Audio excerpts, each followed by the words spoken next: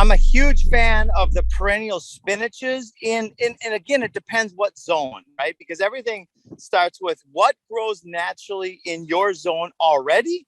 Start with that as the base. And that's where permaculture design is so helpful, because the designers, that's what they've been doing for decades, is they've been combining their information as they learn it and putting it into databases. So they found that they used to think there were 10,000 different types of edible. Now it's pretty much infinite.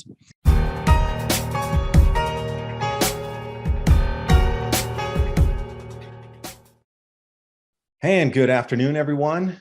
Today I have with me Jim Gayle, foodforestabundance.com. Now, we've been talking about solutions on the channel here for a long time because the problems inbound are gigantic and something that our society has never encountered or seen before. This is even beyond a fourth turning into what I believe is a multi-millennia turning. And we've talked about that before. But what are the solutions here? You're going to need to turn your lawn into a sustainable food forest, or at least start gardens at the periphery of your home, herb gardens, thinking edible landscapes. This is the kind of solutions that we're all going to need to implement incredibly fast this summer at the latest, I really believe, and governments will come on and start to tell you drip feed that you'll need to grow your own food. So for myself and everybody out there, this is going to be a great one. So Jim, thanks for joining, and the floor is yours. So, and a lot of people have all these BSs, the belief systems, the bad science, and about how hard it is to grow food. That's not true at all. When you design and install properly, then nature does all the work. Yeah, it's getting that functionality, and then in different latitudes, knowing which plants you can plant there. Because obviously, if you're in, let's say, Michigan, you're not doing moringa unless it's inside, and you're going to get 2 months to grow it in a bag outside in a grow bag. So it's all about knowing your species. I mean, there's a lot of stuff growing in cooler climates you can't grow down there. Exactly. Oh, is that a mint plant? Spearmint. It is. Yep. Something mint. Yep. We've got about 140 species of food growing here, and about 120 of them are perennials. And then we've got a few annuals coming in as well. That's the way we should be living. And it should be that easy to go out too. You shouldn't have to walk, to the back 40 to go get a salad for the night or pick a couple tomatoes. Everything needs to be right around and very functional to you harvesting that food to use each day. That's exactly right. So permaculture, the science of sustainable agriculture, is about energy transfer. So the first zone outside your house are going to be the crops that you want to use, like the herbs and the spices and maybe the lemon tree if you like lemons in your water. So it's very easily accessible. The next zone, zone 2, is going to be your food forest, where you've got your, you might have to walk another 50 feet, and then you can pick just a variety of different foods. Here's another one. Look at this beauty. Yeah, and a little insect eating on the leaves let you know it's definitely not has any pesticide on there. I like to, you got a chameleon. Nice. Isn't that beautiful? I love those little guys. I've been picking on this one all day. Yeah. This is freedom. When you can just walk in, you can pick a plant and say, "Oh, here's some food."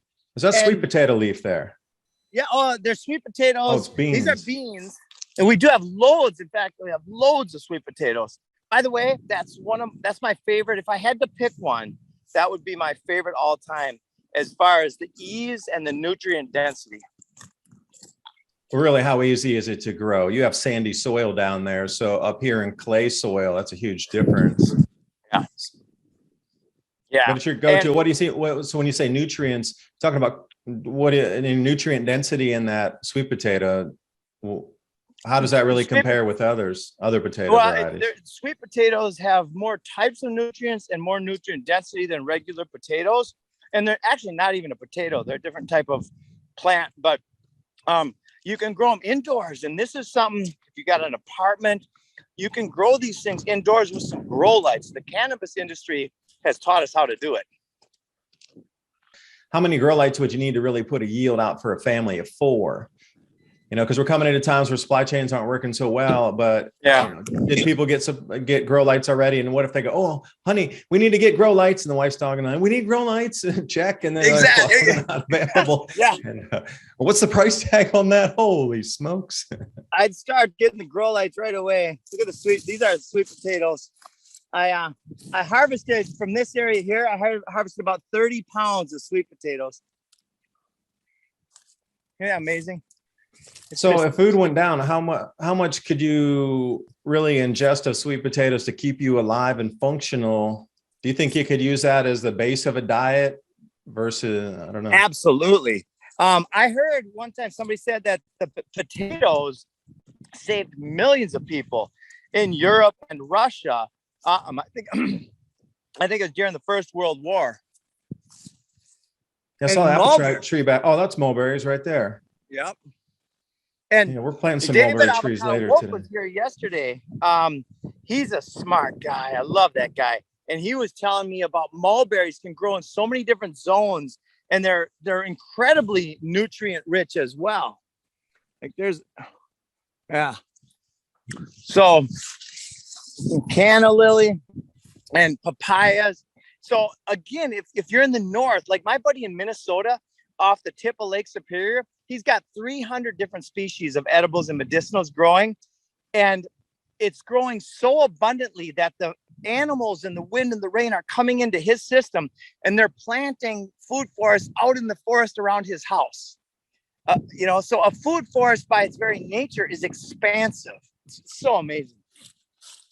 Yeah, and I want to add something about the mulberry. Oh, yeah, aloe there. That mulberry leaf, the leaves are a superfood, also very similar to moringa, but you have to get the younger leaves, and you can either eat them fresh or you can dry them and powderize them like you can do with moringa. So if you're looking at superfood nutrient density, moringa and mulberry leaf are going to be, well, mulberry leaf will be number 2, obviously, but it's going to be up there in terms of what you can get for density from a leaf or something powderized.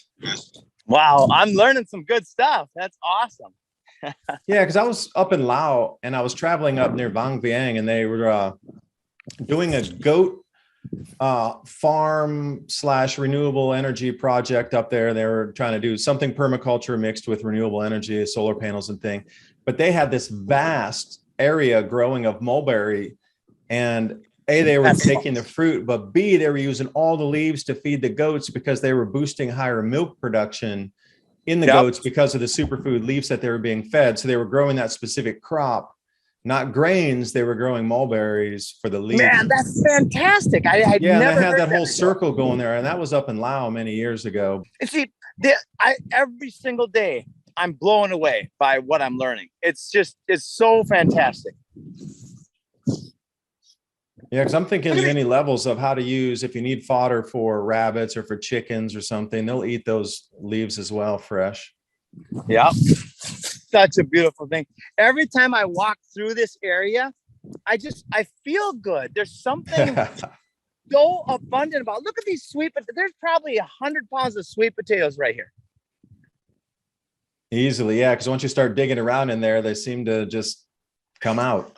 Lots more than you think are there, that's for sure. Lots more. I mean, look at this. Nature is so abundant and so giving that it's just a matter of taking out the poisons and the poison producers. When we can expose the ignorance of the poisons and the poison producers, then this will be everywhere, my friends. This is the world that we're creating with you when we simply step back and use these resources with natural, God-given kind of processes. I'm so excited about this. Look at the dill. Isn't that beautiful? Yeah, easy to grow that one too. See, it's so, I love just the way it's at the ease of everything coming up, and it's tending to itself by interacting amongst itself. The plant roots are communicating underground with each other. Yep. It's just so simple. It's like, we've done nothing in 8 months. We've done nothing here. After planting, we've done nothing else. 10 years ago, you would have been out on the fringe and be like, okay, that's a nice little novelty thing over there on the left or right or wherever you're looking at it. But now it's becoming a truly essential part of our lives. Like everybody in the entire planet's going to have to learn how to grow food again. So I think we're spinning the clock back to more pioneering lifestyle days. And we're going to definitely have to learn what our grandparents did, from canning your foods to drying your foods. And that's just the world we're moving into. And again, like you said, you can, lie on the ground in a fetal position and scream about it, like, oh, I can't take it. Or you can embrace it and be like, man, we're going to make the best garden we've ever had. And we're going to share this food with our neighbors who can't grow so good. And we're going to, that's the way you can frame it. Like what we're going into at this point is you're going to have to embrace it or you're not going to make it. And it's a lifestyle change of it's a mental game. And I've learned that, over these years too, of, picking up where I was and then moving out to the farm here and getting all this. It's a mental game of, all right, thank you for the abundance and thank you for letting me even be out here, because waking up and it's so quiet except for the birds. I mean, you just can't buy things like that in a city. No. And the food's so abundant now too, walking around. It's springtime. Things are everywhere right now, everywhere to eat. And so we've got a guy coming here to show us what's edible on the ground, like even dollarweed. Even dollarweed's edible. Now, most, the dandelions, the dollarweed, all these things that we kill in process of having a lawn that's not really edible. It's the ultimate. When we look back on these days of how we were mind controlled, we're gonna be like, oh my God. I mean, it's unfathomable from a perspective of consciousness how we've treated ourselves. However, that's the bad news. The good news is wake up and do it right. Do you have some lead pipes I could borrow? We could irrigate with lead pipes. What do you think? Like, you know what I mean? Man, I know. What? Isn't that amazing? Oh my gosh. Yeah. Yeah, because dead nettles are out right now too, and that's another edible. Dead nettles, not the ones with the stinging parts, but more of a mint family thing. You're right. Dandelions. Every time I don't spray my lawn with anything, so everything out here is clean. Plus, it's like a 3-acre front yard. Who's going to take care? It's more of a, the orchard's out there. And then, when I see the yellow flowers coming up, I'm like, oh, there's part of a salad, because I don't spray anything. And once your food source is clean, and that's another thing about walking around the pond, you're going to have to know if your water source is clean. If you want to forage for cattails and go fishing in there and catch a turtle or get some frogs or whatever, you definitely want to make sure the water source is clean. So if you're in control of it, then you know what's going into it. Exactly. It's such a fun process. So all of the reasons, the belief systems not to do this, they're all programmed, because it's been proven in different studies that the act of observing a flower or walking through a forest, especially bare feet, when you can be connected to the energy of the earth, that experience is the most healthy thing we could do. So literally, it's good in every single way to do this. You can't walk with bare feet in the forest. First, you might cut your foot. Secondly, you might get a worm in there. You might get ringworm. You need to wear shoes. You have to. Yep. You put a rubber buffer that stops the electrical current, right, from our source. Yeah, it's a really amazing system that we're in. But now is the time to wake up past that and see clearly. What do you think are some really easy plants or species that people can grow and, have pretty good success? Because I saw your apple tree there, and here in Tennessee, the windsap variety is what they call a no-brainer. Like, it's really hard to kill it or go wrong with windsap here. So, that's on the orchard side of things, or mulberries or, another one. But what do you think? Sweet potato you mentioned. Do you have a few others that, just pretty much you're going to get to yield because I'm a huge fan of the perennial spinaches and again, it depends what zone, right? Because everything starts with what grows naturally in your zone already. Start with that as the base. And that's where permaculture design is so helpful, because the designers, that's what they've been doing for decades, is they've been combining their information as they learn it and putting it into databases. So they found that they used to think there were 10,000 different types of edible. Now it's pretty much infinite. There are infinite different types of edible plants growing. We have no idea how many there are when you add on everything. So start with what zone are you in, and then find out. You can even type in, what plants should I plant in June in Minnesota? Or what plants should I plant in September in Florida? And if you want to speed up time, that's where design is very helpful, because the designers will take all of that knowledge and put it into your landscape blueprint. That's the start of our puzzle, is the food forest landscape design. And that speeds up time. That'll be done in 3 weeks if you want to do that process. And then from there, you're full speed ahead with the installation. What do you think about apps that are around on the phone to help you identify different species? Like, let's say you're walking by and you think you found a borage plant and you're like, well, I'm not really sure. And then, some of these apps, you can take the picture of it and it should match it up closely. Yeah. How do you feel for that for people out? Obviously, it'll identify dandelions pretty easy, and probably like the top 20 that are, really easy to identify. I don't use much technology. I'm even going to get rid of my iPhone here in the near future, but I love it. I think that anything that helps us be connected and have knowledge of what's possible is a good thing. Imagine how ill-prepared you are for a 3-day power outage or intermittent power, or rolling brownouts, intermittent power outages. Like the disruption in most people's lives. Every time they go home, something reset. Oh, it didn't charge. Oh, I didn't have the power.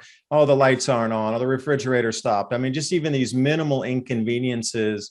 So can you almost, front run that, slow down in stability of electrical delivery? And also, phone towers will have the same phenomenon going on. So the connectivity that you would expect at 100%, I do believe is going to start to diminish, and there's going to be many more disruptions. So if you can, again, you can embrace it and be like, great, I don't even have to be on the phone or at work right now. I can't even answer a message. Let's go outside. Let's go outside and let's start planting more seeds. I tell you, we've been pushing it really hard, because the investment of investing in growing food right now, well, I'm watching my bank account go down in value by 20%, probably in the last 3 months, relative to food and gasoline, right? So, but yet all of the fruit trees that I purchased have went up by 50%. So it's a no-brainer on so many levels. Yeah, what are you seeing for food pricing down there? I mean, you buy maybe you create your own fertilizers or whatnot, but what are you seeing for, like, in a farm co-op, for example, if you're going to go in and buy XYZ in there, and then at the stores, are you seeing significant price rises where it's actually noticeable? Because before they were kind of drip feeding it up 1 or 2 pennies or up a nickel, but now it seems like it's up 50 cents, $1, and you go in the next time and you're like, whoa, hold on. Yeah. Exactly. So what I see, my wife just told me that one of our main things we buy for our daughter went up from $14.95 to $19.95 in the last week. I just heard in Germany, their main grocery store chain went up 20 to 50% across the board. Everything in their store went up 20 to 50% in the last 10 days. Right. So if that trend continues, which it will, it sounds like, then we're going to be seeing hyperinflation, which it already is, but it's going to go exponential here this summer and fall. Yeah, I really think we were at the cusp. Like, call it what it is. Triple digit inflation on some items, which is doubling in prices. Call it what it is. It's hyperinflation. Yeah. And how much will that really be worth to grow, a head of lettuce at hyperinflation? I mean, what, $10,000 for the head of lettuce? When we talk hyperinflation, we're talking these numbers. $1 million for a head of lettuce. Oh, you were a millionaire. Yeah, you were. So, I mean, you can't really put value on food at that point, because it'll be $6 billion for a shopping cart full of things that you're pushing through the store, Yeah. And then really, we're coming out, we're going to be outstripping money's value. It really won't make any sense anymore. We're going to move to a different medium of exchange, I would guess. And it's going to be, we imagine that it will be called Topia. Topia is directly linked to food production. So the value of Topia is directly linked and incentivizes food producers. So that is coming to market on the 4th of July, Independence Day. And it's going to have a major effect on the markets over time. It'll come slow, but once it gets adopted, it's a world changer. It's on the blockchain, cryptocurrency, is that right? And then yes, you can use this. You can find buyer and seller, or you could find a farmer that wants to trade something using that medium of exchange. And it's directly linked to food production. So Topia is minted in mind when somebody commits to growing food ethically without poisons. It's staked to food. So what that does is it double incentivizes food producers, which is what we need to do right now. Yeah, because you got to think about the price of the food now versus what will be in 3 months. So yeah, if you're looking out at that, or even from July, I mean, that's where the next panic is going to ensue, is those crop tours. And then as we come into the harvest season and they see in October, it's going to be a scary one for a lot of people. Wait, can you flash back to that? I was looking in the camera at that point. Can you? Oh, what is that red one there? Cranberry hibiscus. Hibiscus. Yeah, I've had hibiscus tea before. Oh, okay. Yeah, it's awesome. It's so rich. It tastes so good. We got some sugar cane and lemongrass somewhere, I'm sure. Yeah, a lot of lemongrass and some comfrey for biodynamic accumulation. And I mean, the amount of things I'm learning every day, it's so much fun to be engaged in this way. And so I encourage everybody out there listening, if you want to have fun, if you want to go through this next period actually gaining in abundance, then this is the business. Help people solve the biggest problems that are coming right now, and that's to be self-reliant. In fact, energy is another one. In the container, we've got a battery backup, and there's a new company out that sells these systems with 12 panels, along with the inverter, the batteries, and everything other than the racking. We had to provide the racking, but everything else they provide. And you can be completely off grid for, depending on your energy usage, right? But this system's about 15 grand. Yeah, being energy independent is going to be another thing. Now, marauders, okay, so when you're walking by in a food forest, the traditional person that might be coming from a city to go look for food or steal food out at somebody's property is going to be looking for row gardens that look like a garden. There's tomatoes there in a row, etc. So what do you think about in the food forest concept that a lot of people just walk right by the food and they wouldn't even know they walked by anything to eat? That it's sort of a disguised natural thing. Unless you can identify the plants, then you just wouldn't even know it's there. Compared to traditional row gardens, what do you think? Most people don't know anything about where food comes from. They could walk through a food forest and they'll still starve because they just don't know they could reach out and eat incredible stuff, right? And these things, these are called rocket stoves. I'm actually blown away. I've cooked my lunch on this the last 2 days. It's almost as fast as a microwave, but of course it's sustainable and it doesn't tear the fabric of the food apart like a microwave. Yeah, food nutrition and security of your food is going to be a huge aspect. So even the things that we take for granted, that food's always going to be there and it's always going to be at this abundant level and you never have to wait, and there's always things there. Well, now you're going to have to move into a new world of thinking about the nutrition content of the dollars you spend for your food, growing it, and then protecting it because people are going to want to get it also. We're going the other way. We're going to share so openly, so transparently what we're doing that we're actually going to inspire a security team. Some people say, Jim, those big shots are going to whack you. I'm like, you know what? If they do, I've been on 50 podcasts and TV shows and radio just in the last 6 months. If they do, then this thing is going to happen 100 times faster. So I'm literally letting the transparency of our mission be my protection against these crazy people. And it's more fun that way. I don't want to live in fear of anything. Yeah, they're just going to be hungry people, which is going to make them crazy because they've never been hungry before. So think about all these firsts that people are going to encounter. Like, what about your first egg? The first time you ever got your very first egg from a chicken, looked at that and said in your hand, like, what is this magical gem here that was, That's a miracle, my friends. Are you kidding me?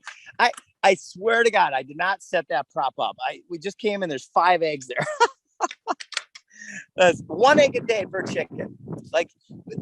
And then you can actually feed the chickens easily off of the things you grow and your compost. So chickens are phenomenal. You're gonna have to think about animal feed too. You got a great point there of if you have animals, you're gonna have to continue to feed them through the transition. And a lot of people are relying on going off to the farm co-op and getting that 50-pound bag of chicken scratch, or they're going off to, and, getting the round bale of hay for their cattle or goats to nibble on, but yeah, exactly. Some of, even hay production for your animals to get them through the lean times. I mean, I don't know many people that have hay cutters. There's a select few that go and do everybody's fields around here because it's just more cost beneficial to sub it out to somebody else to come in and cut your field and then bale it up for you. Yep. And that's it's a neat solution is specialization. It's also a problem when we don't know how to do things. And that's why our world is the thought processes that people have now. They're very singular. They're very specialized.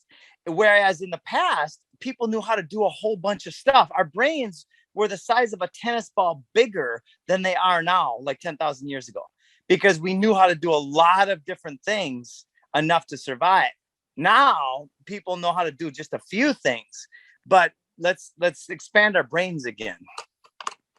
How many people percentage wise do you really think are ready to step into this new world without any guidance? It's like step in and like, oh, I don't know where, but they need guidance.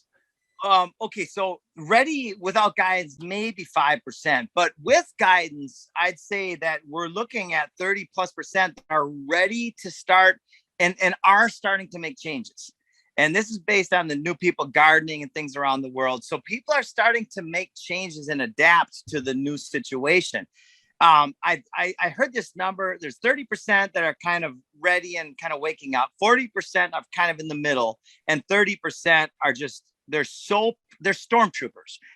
I go, really? Humanity can't wake up? 40% of the people sit in that state of numbness or whatever that is. That just okay, I believe it.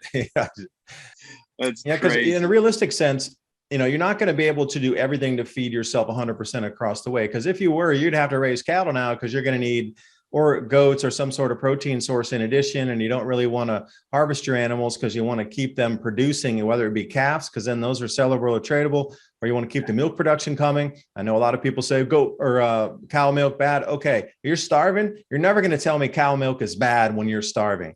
Exactly. Goats, are much better for us. But again, it's the same thing. You want to keep the yearlings and you want to keep the goats alive. You don't want to eat them for meat. You want to get all the byproducts that are coming from the goats, the milks, but you need to feed them. Yeah. Now, who's all ready to take these next steps up into animal husbandry above and beyond what is the food forest? You're talking a community at that point, not a single individual. That's so true. I'm not sure if you know who Joel Salatin is. I know Joel. He's about 3 hours from here. I was planning to go up there. It's just a step away from here in Virginia. Yeah, he's amazing. And we're now collaborating with him. And you are? I'm going to try to get up there and visit in the next 2 months or so. Oh, he's amazing. And we're creating basically a model where the backyard suburbanite can have animals in a way that's very regenerative. So Joel's helping us create that. We've got an educational division of our company at Food Forest Abundance, and we're teaching and bringing food forests and these systems to schools. In fact, we just applied for $100 million grant. And our goal, in fact, if anybody's listening and you want to apply for this with us, we're looking for about 300 different locations to spread this $100 million grant and put food forests in 300 different locations. Yeah, in different zones to see the outcome, because once you know the outcome in zone 2, zone 7, wherever you're at, then suddenly, can we do way up near the Arctic? Is there something possible near the Arctic Circle? I mean, everything's possible. We just probably haven't stepped into it, really examined it enough in terms of food production. Because how have we gotten to this point now with 8 billion people when we survived so many cataclysms in the past? 535 AD, you got multiple eruptions that cut food production for over 10 years. And, those are the kind of things that we got through before. So when we look now, if there's no major volcanic eruptions, but generally during this period of transition electromagnetically, we do get a lot of large volcanic eruptions. Aside from that, I mean, stepping through this one should be an easy one compared to get knocked back to 100,000 humans on the planet and then starting over again from natural causes of volcanism. Oh, I just had a thought. My partner, Michael Hoffman, who lives off grid in Montana, just did a show on the Corbett Report about eating pine trees. He would love to chat with you and be on the show. He's a phenomenal human being that really understands things about off grid and preparedness in very detailed ways. Yeah, because how many people are ready to go to get cambium like that? As I was coming through your page there, I saw that, and I was going to click into it and watch a little bit later, because the cambium, it's usually a survival food of last resort to try to get in on the barks of trees. But I mean, are we going into a cambium world? Oh no, I'd rather sit where I could go pick something easily around where I live. No doubt about it. No doubt. Yes. As a last resort, we'll eat what we'll eat, right?